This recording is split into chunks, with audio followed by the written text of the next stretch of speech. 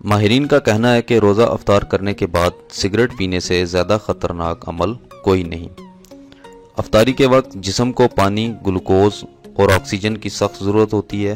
ایسے میں سگریٹ کے ایک کش سے شرائنیں سکڑ جاتی ہیں اور خون میں آکسیجن مناسب مقدار میں جذب نہیں ہوتا۔ خون گاڑھا ہو جاتا ہے جس سے اس کے جمنے کا خطرہ بھی بڑھ جاتا ہے۔ اس سے دل کی دھڑکن بے ربط ہو جاتی ہے، بلڈ پریشر اور کولیسٹرول کی مقدار بڑھ جاتی ہے، جس سے دل کی بیماریاں لاحق ہونے کا خطرہ کئی گنا تک بڑھ جاتا ہے۔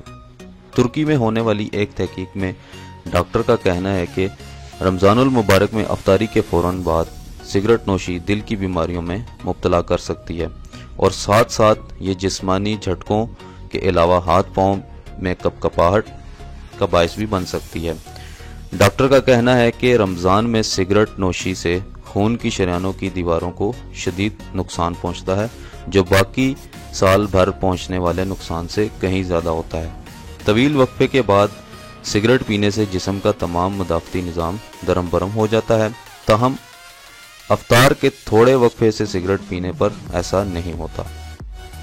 طبی تحقیقات سے معلوم ہوتا ہے کہ رمضان میں دل کے امراض کے سبب اموات میں اضافہ ہو جاتا ہے اور اسی سلسلے میں سگریٹ نوشی بھی اچانک موت کا سبب بن سکتی ہے۔